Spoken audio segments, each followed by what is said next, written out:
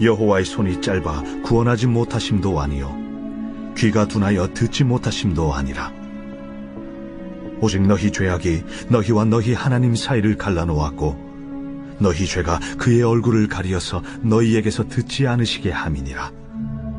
이는 너희 손이 피해 너희 손가락이 죄악에 더러워졌으며 너희 입술은 거짓을 말하며 너희 혀는 악독을 내밀어 공의대로 소송하는 자도 없고 진실하게 판결하는 자도 없으며 허망한 것을 의뢰하며 거짓을 말하며 악행을 잉태하여 죄악을 낳으며 독사의 알을 품으며 거미줄을 짜나니 그 알을 먹는 자는 죽을 것이요 그 알이 밟힌즉 터져서 독사가 나올 것이니라. 그 짠 것으로는 옷을 이룰 수 없을 것이요 그 행위로는 자기를 가릴 수 없을 것이며 그 행위는 죄악의 행위라. 그 손에는 포악한 행동이 있으며 그 발은 행악하기에 빠르고 무죄한 피를 흘리기에 신속하며 그 생각은 악한 생각이라. 황폐와 파멸이 그 길에 있으며 그들은 평강의 길을 알지 못하며 그들이 행하는 곳에는 정의가 없으며 굽은 길을 스스로 만드나니 무릇 이 길을 밟는 자는 평강을 알지 못하느니라. 그러므로 정의가 우리에게서 멀고 공의가 우리에게 미치지 못한즉 우리가 빛을 바라나 어둠뿐이요 밝은 것을 바라나 캄캄한 가운데에 행함으로 우리가 맹인같이 담을 더듬으며 눈 없는 자같이 두루 더듬으며 낮에도 황혼때같이 넘어지니 우리는 강장한 자 중에서도 죽은 자 같은지라. 우리가 곰같이 부르짖으며 비둘기같이 슬피 울며 정의를 바라나 없고 구원을 바라나 우리에게서 멀도다. 이는 우리의 허물이 주의 앞에 심히 많으며 우리의 죄가 우리를 쳐서 증언하오니 이는 우리의 허물이 우리와 함께 있음이니라. 우리의 죄악을 우리가 아나이다.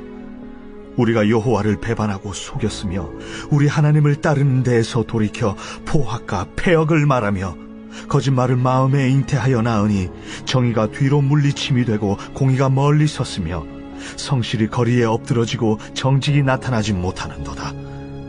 성실이 없어짐으로 악을 떠나는 자가 탈취를 당하는도다. 여호와께서 이를 살피시고 그 정의가 없는 것을 기뻐하지 아니하시고 사람이 없음을 보시며 중재자가 없음을 이상히 여기셨으므로 자기 팔로 스스로 구원을 베푸시며 자기의 공의를 스스로 의지하사 공의를 갑옷으로 삼으시며 구원을 자기의 머리에 써서 투구로 삼으시며 보복을 속옷으로 삼으시며 열심을 입어 겉옷으로 삼으시고 그들의 행위대로 갚으시되 그 원수에게 분노하시며 그 원수에게 보응하시며 섬들에게 보복하실 것이라. 서쪽에서 여호와의 이름을 두려워하겠고 해 돋는 쪽에서 그의 영광을 두려워할 것은 여호와께서 그 기운에 몰려 급히 흐르는 강물같이 오실 것이미로다. 여호와의 말씀이니라. 구속자가 시온에 임하며 야곱의 자손 가운데서 죄과를 떠나는 자에게 임하리라. 내가 그들과 세운 나의 언약이 이러하리. 곧 내 위에 있는 나의 영과 내 입에 든 나의 말이 이제부터 영원하도록 내 입에서와 내 후손의 입에서와 내 후손의 후손의 입에서 떠나지 아니하리라. 여호와의 말씀이니라. 제 짧은 지식에 의하면 지금 인간이 개발한 과학기술로는 우주의 넓이가 얼마나 되는지 알 수 있는 길은 없다고 합니다. 왜냐하면 현재 우주가 그러니까 우리의 상상력을 뛰어넘을 만큼 너무 넓고 그마저도 계속 팽창하면서 넓어지고 있기 때문에 우주의 넓이를 정확하게 측정하는 날은 아마 영원히 오지 않을 겁니다. 그래서 많은 분들이 합리적으로 추측하는 게 뭐냐 하면 우주가 이렇게 넓고 행성이 이렇게 많은데 설마 생명이 사는 행성이 지구뿐이겠느냐라는 거예요. 그러면서 당연히 어딘가에 생명이 사는 행성이 지구 말고 또 있을 거라고 생각을 합니다. 그런데 저는 그렇게 생각하지 않아요. 아무리 행성이 많아도 지구 외에 생명이 사는 다른 행성은 아마 존재할 가능성이 희박하다고 생각합니다. 그 증거가 뭐냐면 지금 우리 기술로 측정 가능한 행성이 1000만 조개예요. 1000만 조개. 이건 뭐 어마어마한 숫자죠. 그런데 1000만 조개의 행성 중에서 아직까지 생명 있는 행성을 이 가운데도 발견하지 못했어요. 그러면 왜 이 많은 행성 중에서도 생명을 품은 행성이 없겠어요? 반기독교 선구자인 리차드 도킨스에 의하면 지구처럼 생명이 살 수 있는 환경이 우연히 갖춰질 확률이 10억 분의 1밖에 안 되기 때문이에요. 그러니까 확률상으로는 그게 불가능한 거예요. 여러분, 생명이라는 것은 수많은 변수와 조건 중에 사소한 하나만 틀어줘도 이 생명이 생길 수가 없는 거예요. 생명은 그런 겁니다. 그런데 이 불가능에 가까운 확률을 뚫고 생명이 살기에 완벽한 조건을 갖춘 행성이 지구라는 거예요. 여러분, 그래서 지구는 우연이나 확률의 산물이 아니에요. 이것은 고도의 지적인 창조주가 사랑으로 창조했다고 밖에는 볼 수가 없는 거예요. 여러분, 이 지구는 사람이 살 수 있도록 하나님이 완벽히 세팅해놨어요. 그런데 우리는 이 하나님의 완벽한 세팅을 믿지 못하고 이해하지 못할 때가 너무 많다는 거예요. 예를 들어서 이 사람의 몸이 쓰는 에너지가 90%가 어디에서 오는지 아십니까? 음식이 아니라 산소예요. 음식과 물은 우리가 쓰는 에너지의 10%만 담당할 뿐이에요. 여러분, 그 증거가 뭡니까? 우리는 음식을 하루 3끼 먹고 그보다 더 적게 먹어도 살아요. 그런데 산소는 1초도 쉬지 않고 계속 마시고 있어요. 그래서 우리가 하루 동안 숨을 23,000번이나 쉽니다. 그러니까 산소라는 게 이렇게 중요하고 이렇게 좋은 거예요. 그러니까 우리의 짧은 생각에 산소라는 건 많으면 많을수록 좋을 것 같잖아요. 그런데 신기한 게 뭐냐면 하나님의 세팅에 의하면 하나님이 대기에 허락하신 산소의 양이 얼마인 줄 아십니까? 대기의 78%는 질소고 산소는 20%밖에 안 돼요. 그러면 인간은 불평을 하는 거예요. 아니, 하나님, 산소가 이렇게 중요하고 이렇게 좋은 건데 아니 어떻게 이렇게 적게 주십니까? 우리 사랑하시는 거 맞습니까? 주님, 전 산소가 필요해요. 더 주세요. 더 주세요. 이렇게 불평할 수 있다라는 거죠. 그런데 보세요. 많이도 말고 현재 있는 20%의 산소에서 산소가 딱 2배 더 늘어난다고 하죠. 그러면 어떤 일이 벌어질 것 같으세요? 여기서 더 많은 산소가 공급되면 산소 중독이 일어나요. 그러면 어떻게 되는가? 시간이 지나면서 산소 과다 공급으로 폐가 상하기 시작하고 시력이 저하돼요. 그러면서 세포 번식이 중단돼 버립니다. 그러다가 의식불명 상태가 되면서 사람이 죽는 거예요. 이렇게 되는 이유가 뭐냐면 지금 대기의 산소가 20% 뿐이라서 우리의 체온이 36.5도로 유지되고 있는 거예요. 그런데 산소가 1% 늘어날 때마다 몸의 체온이 1도씩 올라가요. 그런데 지금 산소에서 딱 불과 2배가 늘어나면 몸의 온도가 50도가 돼요. 그러면 우리 몸의 단백질들이 다 굳어버리면서 인간의 몸이 죽어버리는 거예요. 즉, 대기 중에 주신 20%밖에 안 되는 산소는 지금 우리가 생존하는데 가장 완벽한 세팅인 거예요. 여러분, 이거보다 덜 주셔도 저주가 되지만 이거보다 더 주셔도 저주가 되는 거예요. 그런데 생명이 살기에 주신 완벽한 지구의 세팅은 신자나 불신자나 할 것 없이 모든 사람에게 주신 일반 은총이에요. 그런데 우리 택자들이 지구를 이렇게 완벽히 조성하신 창조주를 믿는다면 또 하나 믿어야 되는 게 있어요.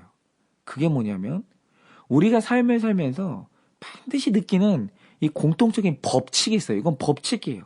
그게 뭐냐면 내가 느끼기에 필요하다고 생각되는 것들은 늘 부족해요. 우린 늘 부족해요. 그런데 없으면 좋겠다는 것들은 넘치도록 많아요. 예를 들어서 세상에서 제일 좋은 돈은 누구나 부족하게 느끼는 거니까 말할 필요도 없어요. 그런데 저 같은 경우에 지금 저에게 가장 절실한 게 뭐냐면 집중력이에요. 해야 할 일도 많고 해야 할 생각도 많기 때문에 저한테는 지금 집중력이 많으면 많을수록 좋거든요. 그런데 지금 하나님이 저에게 주신 집중력은요. 하루 24시간 중에 불과 3시간도 채 안 돼요. 제 집중력이 이렇게 짧아요. 그래서 늘 제가 정말 간절히 기도하는 게 뭐냐면 주님, 다른 거 안 주셔도 되니까 집중력 좀 더 주세요. 집중력 좀 더 주세요. 그렇게 기도를 하는데 이 이상은 안 주세요. 반면에 근심 걱정거리 있죠. 주님, 저 마음 편하게 목회 좀 하게 주님 근심거리 조금만 줄여주세요. 걱정거리 조금만 줄여주세요. 이렇게 기도를 하거든요. 그런데 필요한 집중력은 턱없이 부족하게 주시면서 걱정거리는 넘치도록 주세요. 이게 법칙이에요. 필요한 건 적고 필요 없는 건 넘쳐요. 여러분도 그러십니까? 이 이야기에 공감이 되시는 분들이 있을까 모르겠어요. 그런데 왜 하나님은 나에게 좋게 생각되는 건 적게 주시면서 힘들고 고통스러운 건 많이 주실까요? 완벽히 설명할 수는 없지만 확실한 것 하나가 뭐냐? 바로 그 환경이 내가 구원받기에 딱 맞는 세팅이라는 거예요. 뭐든 간에 지금 여기에서 더 주셔도 저주고 덜 주셔도 저주인 거예요. 내 구원에 가장 적합하니까 딱 그렇게 허락하시고 딱 그렇게 주시는 거예요. 하나님은 그런 분이에요. 정확한 분이거든요. 그리고 오늘 말씀이 바로 이걸 말하는 거예요. 자, 오늘 말씀 1절을 보면 이스라엘 백성들이 불평을 하는데 뭐라고 불평합니까?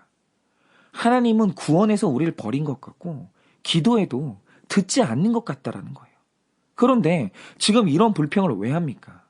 이게 훗날 이스라엘이 바벨론의 포로가 됐을 때 백성의 입에서 나오게 될 불평을 미리 예언한 거예요. 너희 이런 불평을 하게 될 거야. 그러니까 포로가 됐을 때 결국 불평하는 이유가 뭐냐면 자유는 좋은 거고 압제는 나쁜 건데 하나님께서 좋은 것 같은 자유는 박탈해버리고 없었으면 좋을 것 같은 압제자, 독재자는 너무 강한 나라를 넘치게 만나게 하신 거예요. 그러니까 나오는 말이 뭐냐면 하나님이 우리 구원하시는 분 맞냐? 그가 내 기도를 들으시는 거 맞냐? 이 불평이 나오는 거예요. 내가 원하는 걸 더 많이 달라는 거예요. 내가 원하지 않는 건 적게 줄여달라는 거예요. 그런데 하나님이 내 생각과는 달리 이렇게 일하신 이유가 뭐냐라는 거예요. 오늘 이사야가 말하는 게 뭐냐? 그분이 손이 짧기 때문도 아니요. 귀가 둔한 것도 아니라는 거예요. 하나님이 이렇게 하신 이유는 자유는 빼앗기고 압제자는 거대한 그 환경이 너희 구원에 딱 맞는 그 세팅이기 때문이라는 거예요. 그러면 자유를 박탈당하고 사로잡힌 환경이 왜 이들 구원에 딱 맞는 세팅일까요? 여러분 최근에 이춘재라는 사람이 이 화성 연쇄살인 사건의 범인이라는 게 밝혀졌습니다. 그런데 이 사실이 밝혀지기 전에 사람들이 가졌던 의문이 하나 있었어요. 그게 뭡니까? 이춘재가 이 마지막 살인을 한 게 1991년에 10번째 살인이었어요. 그런데 그때 범행 수법을 보면 이미 살인과 성폭행에 중독이 된 상태였기 때문에 99% 11번째 사건이 일어난다라고 다들 전문가들이 걱정을 했어요. 그런데 이상한 건 그 후로 10번째 범행에서 딱 끊어져요. 일어나지 않아요. 그런데 그 전까지 연쇄살인범이 어느 나라에서도 스스로 범행을 멈춘 적이 없었기 때문에 다 이상하게 여겼어요. 왜 범행이 끊어졌지? 이 사람은 좀 특이한 사람인가? 그런데 그때 한 프로파일러가 제기했던 가능성이 뭡니까? 두 가지 가능성인데 하나는 범인이 죽었을 경우. 그리고 또 하나는 범인이 살인을 저지를 수 없도록 자유가 박탈된 경우. 이 두 가지 경우였어요. 그런데 나중에 보니까 아니나 다를까 이춘재가 감옥에 갇혀서 자유를 박탈당한 상태였던 거예요. 그러니까 자유라는 건 무조건 많다고 좋은 게 아니라 스스로 끊을 수 없는 죄를 끊을 수 없는 이춘재에게는 감옥에 갇힌 환경이 그에게도 복이고 세상에도 복인 거예요. 이게 이춘재에게는 딱 맞는 세팅인 거예요. 그런데 하나님이 하시는 말씀이 뭡니까? 하나님이 이스라엘에게 많은 물질과 자유를 주어봤어요. 그런데 주어봤더니 그 자유를 통해서 나오는 게 뭡니까? 3절 말씀처럼 손에 힘을 주시고 자유를 줬더니 그 손에 피를 뭉치는 거예요. 입술에 자유를 줬더니 그 입술로 거짓과 악독을 내는 거예요. 그리고 그들에게 이 임신 출산의 복을 줬더니 때마다 악을 잉태하고 죄악을 낳고 독사의 알을 품고 사람을 죽이는 독사를 낳는 거예요. 그러니까 자유를 주면 줄수록 내 백성이 그 자유 때문에 죄가 쌓이는 거예요. 그래서 하나님께서 그들의 구원을 위해서 자유를 박탈하시고 압제자를 붙여주신 거예요. 여러분, 이스라엘 백성들의 죄성을 보면 자유가 더 많은 것도 저주고 압제자가 사라지는 건 더 저주인 거예요. 이들 구원을 위해서는 이게 딱 맞는 세팅인 거예요. 바로 그 환경이 이들 구원에 맞는 세팅이기 때문에 하나님께서 그 환경을 주신 거예요. 제가 최근에 어떤 분과 대화를 하는데 이분이 정말 남편 고난이 말로 할 수가 없는 분이에요.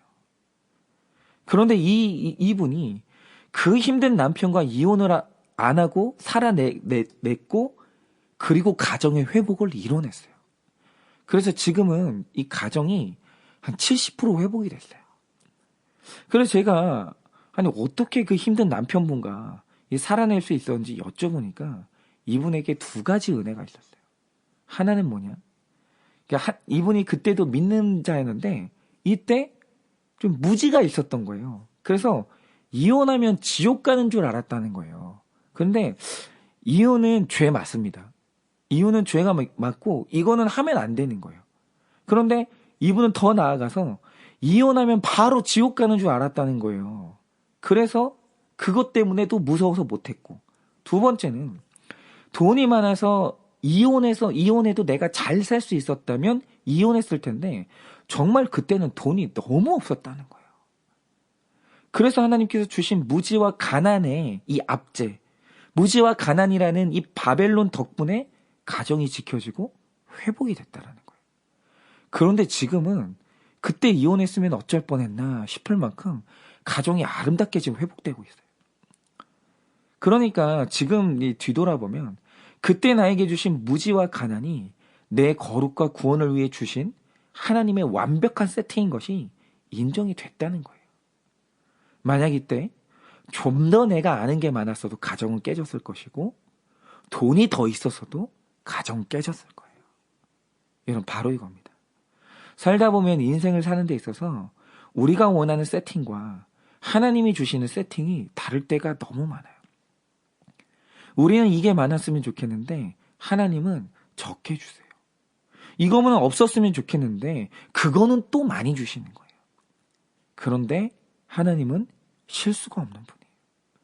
그분은 택자의 인생에 구원받기에 필요한 것만 정확하게 골라주시는 분이에요.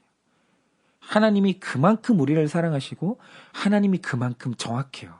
하나님이 실패하지 않아요. 뭘 보면 알 수 있냐? 지구를 보면 알아요. 여러분, 오늘 이스라엘도 자유를 박탈당한 반면에 바벨론이라는 아주 흉악한 배후자를 만났어요. 그런데 이 세팅을 통해 일어날 일이 뭡니까? 21절을 보면 이사야는 이렇게 예언을 합니다. 나의 말이 이제부터 영원하도록 내 입에서와 내 후손의 입에서와 내 후손의 후손의 입에서까지 떠나지 않을 거라는 거예요. 이 세팅은 반드시 이스라엘 백성들 삶 가운데 이 구원의 역사를 이뤄냅니다.